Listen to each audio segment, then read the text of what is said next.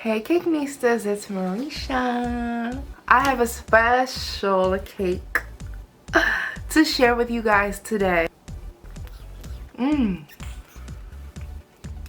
Oh, it's like aromas of chocolate. Your eyes didn't fool you. This is a cake. I'm going to show you guys how to make the infamous red cup cake though. It's going to be a full cup of chocolate cake. This is a real cupcake. It's the soda that's never going to spill. It's the cup that's actually a dessert. You know we have not done a food cake or an object cake in a minute.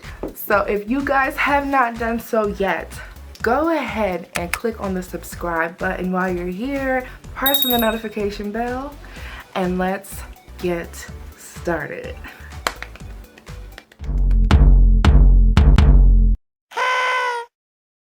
First, of course, you're going to need the cup. This cup is purchased from Aldi. I don't know if I've seen this same red cup with the pattern at my regular supermarkets, but this is definitely at Aldi's. The first thing that we are going to do is cut our cup. We need to cut the cup so that we can actually peel it off later to get that perfect chocolate mold out of it. We're going to cut up the side of the cup and then a little notch from off of the bottom as well.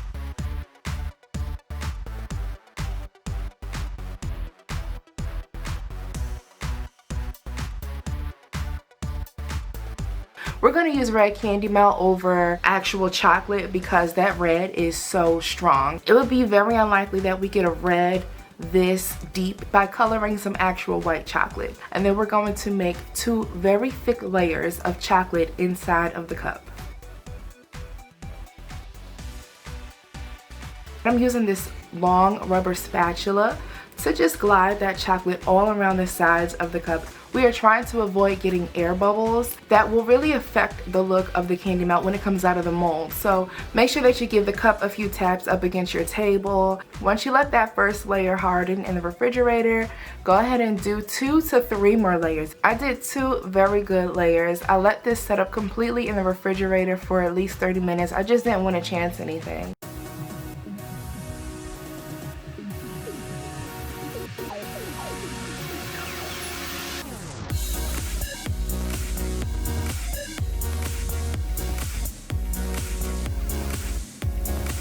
Now it is time to unmold the chocolate from the cup. When I say anxiety, excitement, you take off that tape carefully, and yes, a little bit of chocolate seep through. I could care less because that's not going to affect the look of the cup. Then you just start kind of pulling away gently. And I just wanted to rip that thing. I mean, I wanted to use my teeth, and I had to calm myself down because I was so excited and it wasn't coming out. And I was like, and I said, okay, Marisha, because if I break it, I'm gonna be so sad. Let me take my time. Let me zen. So then I was trying to tear the cup. The cup would not tear. It was almost like it was playing a joke on me, like, ha, you thought you had me. It's like, when is a cup ever this hard to tear? If I use my teeth, that'd be nasty. So just keep on going, just keep on peeling. Finally. I think I did a squeal when this came out of the cup. I can't tell you how ecstatic I was.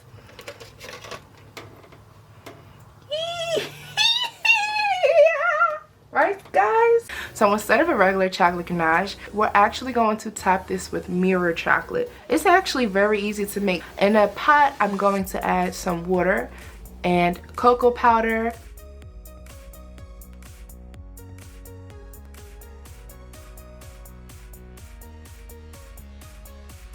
Then I'm going to add in my heavy cream and some granulated sugar.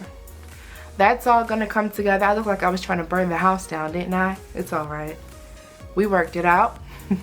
Then once we whisk that and it comes together to the smooth, gorgeous ganache, we're gonna remove that from the stove and add our bloomed gelatin to it. And the recipe for this will be down below in the description.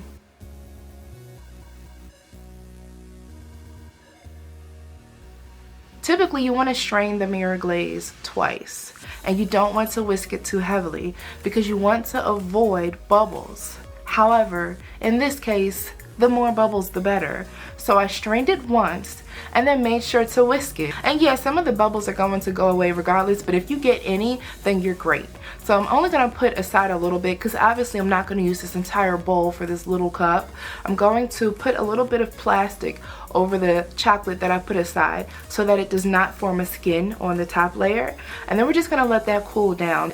Not hot enough to where it's going to melt our chocolate and our frosting, because that would be horrible. That would be horrible. I would just go to bed at that point. I would just say, okay, we'll try again next month. I got some cola in my cup. I baked some fresh chocolate cake. This is my favorite chocolate cake recipe. It is here on the channel, as well as my decadent chocolate frosting. I'm going to put that in a piping bag, and once my cake is completely cooled down, I'm going to level off the top. Let's enhance the flavor of this chocolate cake with some actual coffee. So I'm going to douse this with a coffee simple syrup. It will also keep the cake moist. And then I have these little circle cutters. They come in various sizes. Now if you notice, cups are obviously smaller on the bottom and then they get larger on the top. Oh! Oh! I ended up using one of the smallest circles, two of the mediums, and then one of the larger circles.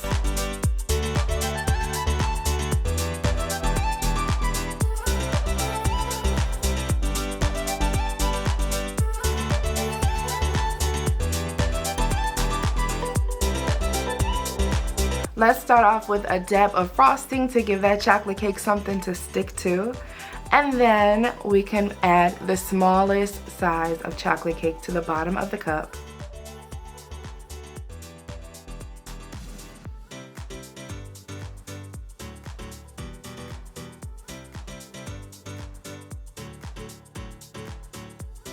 Two of the medium rounds and one of the large rounds.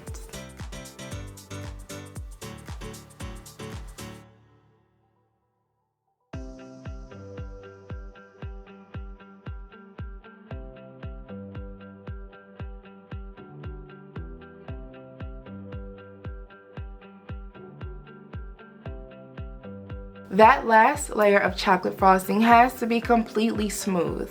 Completely smooth. You have to use all of your cake decorating skills, all of your eye leveling skills, everything, your steady hand to make that frosting as smooth as you can get it. Make sure to let that final layer of frosting set up in the refrigerator for at least 30 minutes. And this is when you're going to take care of any patchwork. If you have any holes, you can melt down some of those candy melts and patch them up with this small metal spatula.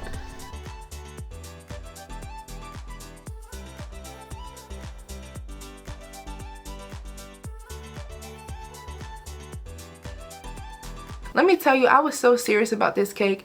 I have black bubble tea straws that I use as dowels. I have silver metal straws that I just use in general. I had to go out to Wendy's. I was like, I'm not about to go through this drive-thru and just say, hi, can I just get a straw please, some ice water? Wendy's, like, you can get bunless burgers. They put it in the eggshell container. So I got like a bunless burger and a soda so that I could get 2 straws.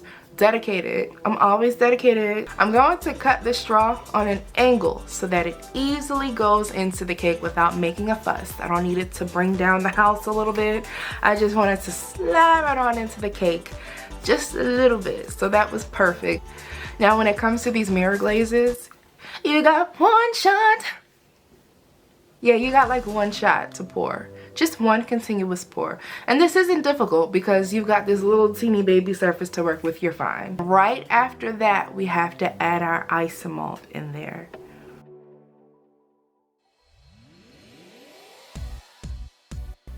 Isomalt is going to make the perfect ice cube here. Not only are they pre-melted and pre-shaped, but they also have little teeny tiny bubbles in there if you look closely enough. So I'm going to pick out a few that I want to add to the top of my cake ahead of time. And then as soon as you pour the chocolate, add them right on top.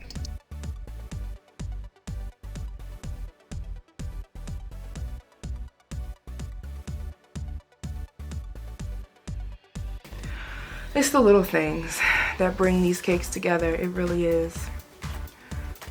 It's the little things. This This is going to start to set immediately, so whatever you have to do, you got to get it done. You got to do it like right now. Be mindful of whatever changes that you make at this point.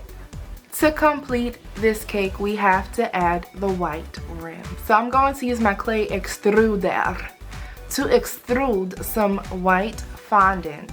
I'm going to use a paintbrush to just wet the rim a little bit with some water, and then you can just gently pat that rim in place. Now the rims on the cups actually come out a little bit further than the red cup part does. I just made sure to push it out past the rim just a little bit, but enough so that it still sticks.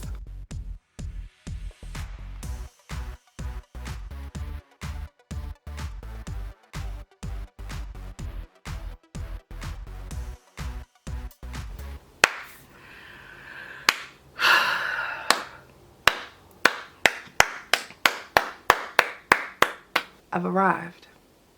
That's all I have to say is I've arrived.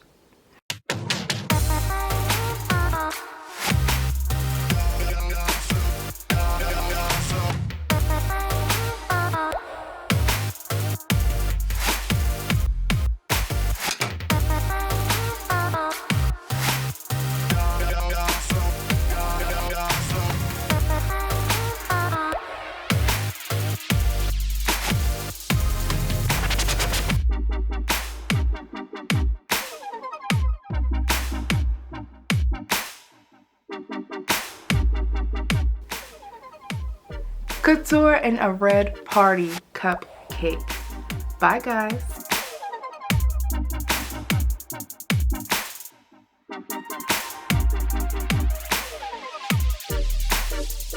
April Fool's Day is coming up, and food pranks are the best pranks if you ask me. As long as it's edible, don't hurt anybody for the sake of April Fool's, okay? Go ahead and spray some pan spray on top of the cake. It'll make it glossy again, and it'll add some very realistic bubbles that actually deflate as they're sitting there. So like right before they sit down, spray it with some pan spray. Should I just go in from the side? Oh gosh. Okay, I'm gonna have to like remove some ice or something. Okay, I'm just gonna remove this.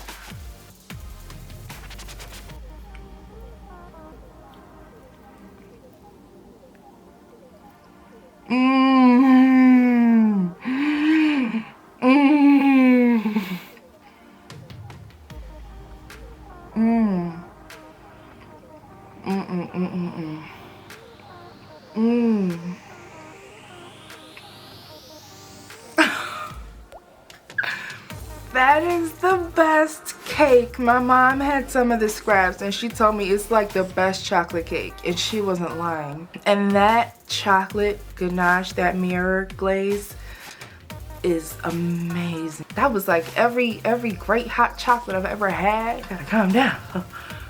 That was so good. It didn't make any sense how good that bite was. What is going on? The cake niece decoration and the cake nistas of the day go to Janet and Grace. Janet wrote me on Facebook and she said, I made your Chick-fil-A cake for my Chick-fil-A obsessed daughter. She's going to share this cake with her local Chick-fil-A, which is awesome. She said that her and her daughter love my videos and my work is beautiful, and they truly appreciate that they can both watch these videos together. The picture, I mean, the cake is amazing. I love that she made all 3 cakes. She didn't just make one. Hey Cakenistas, it's Marisha. I'm sitting here, it's 2:15 a.m.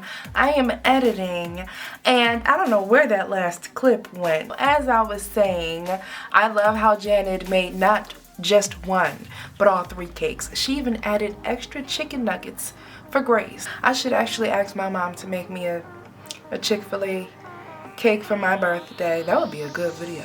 Grace, I hope that you had a wonderful, wonderful birthday. Happy belated birthday to you. Thank you so much for sharing your picture with me. If you guys would like to be featured in the next video, all you have to do is comment down below. Send a picture in to me if you would like of any cakes that you've made. But Scotty is up keeping me company every time I'm up editing for 11 hours. He's the one that's keeping me company. I don't know what I look like. I feel like this. Hey, boy. Hi, you're standing up to say hello? You're so cute. He's gonna go to bed a little bit later. I know his ears perked up like, wait, what? We're going to bed right now? No, not yet, Scotty. Say hi to the Cakenistas. Give me a high five. Good boy. Handshake. There you go. Yes. Hi, Cakenista. He's so adorable. That's my baby. He's so cute. So cute. Say bye. Say bye. Bye. Bye, Cakenistas. Oh, you're so cute. You want a treat? You trying to get a treat. I got some cola in my cup.